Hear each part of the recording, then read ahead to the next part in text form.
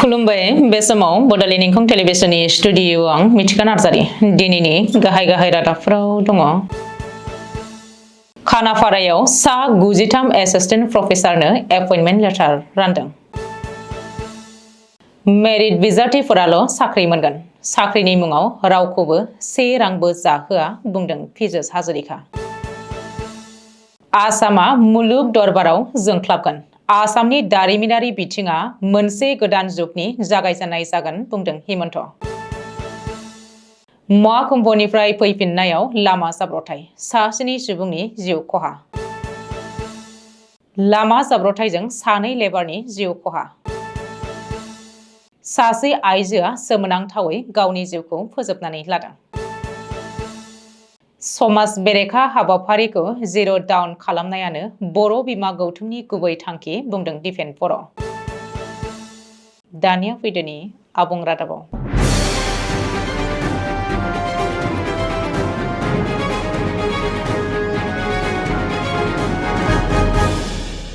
समबारखालि खानाफारायाव आसाम सोरखारनि appointment letter एबा थिसनथाइलाइ राननाय हाबाफारि खुंदों। खानाफारानि एडमिनिस्ट्रेटिभ स्टाफ कलेजाव खुंनाय बे हाबाफारियाव सोलोंथाइ मन्त्रि डक्टर रनज बेगुआ सा 93 एसिस्टेन्ट प्रफेसारनो थिसनथाइलाइ रानो। बे हाबाफारियाव सोलोंथाइ मन्त्रिया बुङोदि आसाम सोरखारा 1 लाख सोरखारि साख्रि होनायनि बाथ्रा होदोंमोन। जों बे थांखिखौ बारलांबाय। बबेखानि थिसनथाइ होनायाव गोबाव जानायनि गुबै जाहोनानो जादों आयेनारि राहा।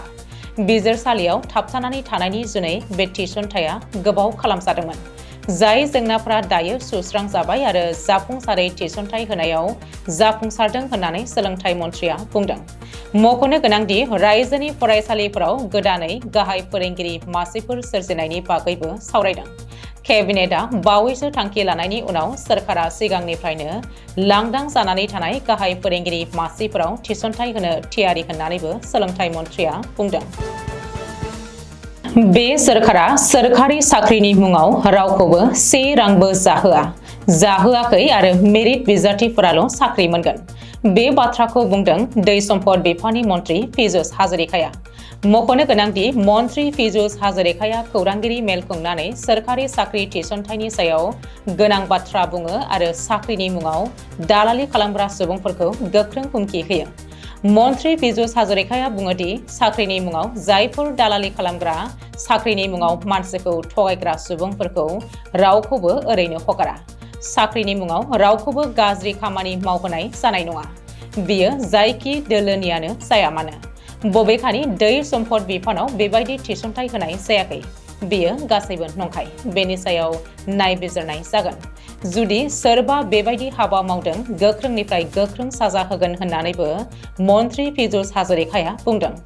मख'नो गोनांदि मन्त्रि हाजरिकाया ससियेल मिडियानि गेजेरजोंबो बेनि फिनजाथाय फोरमायदों। माखासे दुथांफोरा दै सम्पद बिफाननि मुङाव नंखाय वेबसाइट खुलिनानै थिसननायजों सोमोन्दो थानाय नंखाय फोसावथाय फोसावगासिनो दङ। बेबायदि सोरनिफ्रायबा दै सम्पद बिफानाव गोरोन्थि थिसननायनि खौरां मोनोब्ला थाबैनो बिफानारि मावख'आव कन्टेक्ट खालामनो खावलायो। बबेखानि बै दुथांफोरनि हेंथायै केस फाइल खालामनो बिथोन होनाय जाबाय होननानैबो पीयूष हाजरिकाया बुंदों।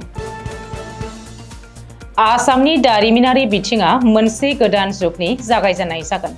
आसामाव नखरारि आरो बायजोआरि रां खाथायगिरिफोर एबा इनभेस्टर फैगोन। भारत आरो भुटाननि गाहाय मन्त्रिया फैगासिनो, गेजेराव साननैल'सै। फैगौ 25 फेब्रुआरि खालि गिबि मन्त्रि डक्टर हिमन्त बिश्व शर्मानि नाजानायाव खुंगोन एडभान्टेज आसाम 2.0 नि गेदेर रां खाथायनाय मेला।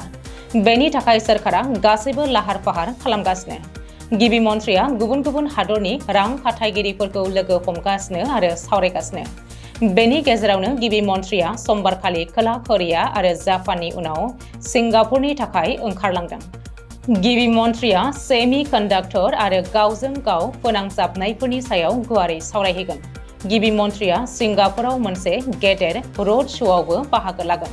फंसे रावाव बुंनो थाङोब्ला रायजो सोरखारा रायजोनि रांखान्थियारि बिथाखौ सोलायनो थियारि।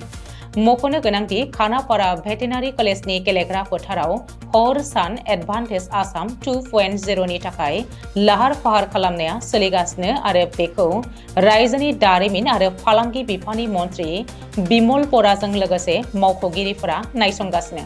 25 आरो 26 फेब्रुआरियाव रां खाथायगिरिफोरजों रायजो सरकारा गोनांथार जथुमनाय जागोन। मोनसे गेदेर रां थिसननायनि मेला जागोन। गाहाय मन्त्रि नरेन्द्र मोदीआ 25 फेब्रुआरियाव रां खाथायगिरिफोरखौ लोगो हमगोन।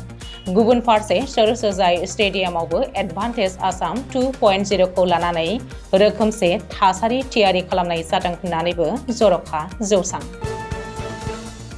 प्रयागराजनि महाकुम्भ मेलानिफ्राय फैफिननाय समाव गिख्रंथाव लामा जाब्रबथायाव मोगा-मोगि जानानै 7 सुबुंनि जिउ खहा। मिथिनो हानाय बायदिब्ला महाकुम्भआव गोथार दुगैनानै फैफिननाय समावनो जबलपुरनि सिहौरायाव बे जाब्रबथाया जायो। गंसे ट्रेभेलारआ उल्था बिथिंनिफ्राय फैनाय गंसे ट्राकजों मोगा-मोगि सौग्रावलायो। बे जाब्रबथायाव 7 सुबुङा जाथायसालियावनो जिउ गोमायो। बबेखानि जाब्रबथायाव जाथायसालियावनो जिउ गोमानाय 7 सुबुंखौ अन्ध्र प्रदेशनि रांगारेड्डी गामिनि थागिरि होननानै सिनायथिनो हानायखौ पुलिसनि सुलुङाव फोरमायथिदों। रिपर्ट बायदिब्ला ट्रेभेलाराव 15 दावबायारि दङमोन आरो बिसोर प्रयागराजआव सोलिगासिनो थानाय महाकुम्भनिफ्राय न' फारसे फैफिनदोंमोन। बबेखानि बे जाब्रबथायाव 2 सुबुङा गोब्राब जोखोम जायो आरो बिसोरखौ देहा फाहामसालियाव थिसननाय जायो। बे जाब्रबथायाव जिउ गोमानाय सुबुंनि बिबाङा बांबावनो हागौ होननानैबो पुलिस सुलुङाव फोरमायदों।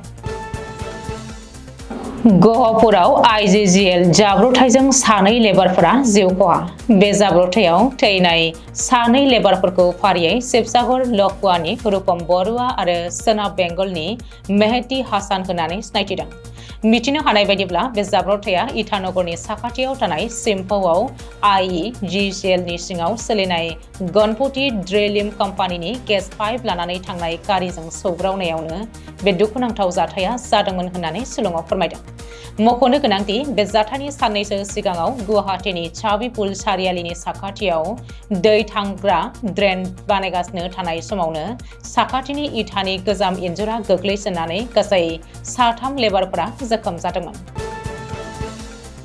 गलाघाट जिल्लानि देरगाव ओनसोलाव सासे आइजोआ नखरनि गोबां आब्रुथि गैयै आखुखौ सहायनो हायैनि जाहोनाव गावनि जिउखौ खास्रि-बिस्रि फोजोबनानै लादों। थैनाय आइजोखौ जिम्पी सयकिया होननानै सिनायथिदों। मिथिनो हानाय बायदिब्ला गावखौनो जिउ फोजोबनानै लानाय जिम्पी सयकियाया 9 बोसोर सिगां देरगावआव थानाय मिसामरा धुलिया गावनि आज्रा लानाय बेंक एमप्लयि अभिजित बराजों जुलि जादोंमोन। मख'नो गोनांदि बिसोरहा सासेबो फिसा गैजायैनि जाहोनावनो नखराव गोबां जेंनाफोरजों भुगिनांदोंमोन होननानै मिथिनो हादों। मख'नो गोनांदि शुक्रबारखालि जिम्पीखौ गावसोरनि न'नि खथानि फांखायाव फासि नांनानै थानाय हालोदाव मोननो हादोंमोन होननानै पुलिसआ फोरमायथिदों। बे जाथायनि बागै नायबिजिरनायनि गेजेरजों पुलिसआ खथायाव गांसे सुइसाइड नटबो मोननाय जादोंमोन, जेराव नखरनि सुबुंफ्रा गोबां बार गाज्रि आखु दिन्थिनायनि जाहोनावनो बे हाबाखौ मावदों होननानै सुइसाइड नटआव फोरमायथिनाय दङमोन। बबेखानि जिम्पीनि नखरा बे जाथायनि सायाव एजाहार होनायनि उनाव दायनिगिरि फिसाय अभिजित बराखौ पुलिसआ खानायनि उनाव गलाघाट जोबथेसालियाव दैथायहरनाय जायो।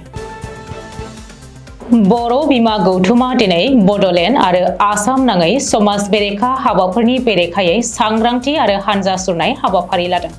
बेबायदिनो अदालगुरि जिल्ला बर' बिमा गौथुमनि बानजायनायाव लानाय हानजा सुरनाय हाबाफारिनि गुबै थांखिखौ बेखेवनानै होयो बर' बिमा गौथुमनि मिरु लिंथुमगिरि मुस्रिमा रैसुमै बसुमतारिया। बे हानजा सुरनाय हाबाफारिखौ फ्लेग अफ खालामनानै होयो दुलाराय बर' फरायसा आफादनि नेहाथारि आनन्द दैमारिया। बे हाबाफारियाव गाहाय बुंथिगिरि महरै बाहागो लायो दुलाराय बर' फरायसा आफादनि आफादगिरि दिपेन बर'आ। बे हाबाफारियाव बाहागो लानानै बर' बिमा गौथुमा समाज बेरेखा हाबाफारिनि फारसे सांग्रांथि लाबोनायाव दिनै जाफुंसार जानो हाबाय आरो समाज बेरेखा हाबाफारिखौ जिर' डाउन खालामनायानो बर' बिमा गौथुमनि गुबै थांखि होननानै एबसुनि आफादगिरि दिपेन बर'आ बुंथियो। बे हाबाफारियावनो हानजा सुरनानै अदालगुरि जिल्लानि जिल्ला बेंगिरिनो माखासे आयदाफोरखौ लानानै गोसोखां बिलाइखौ गथायो।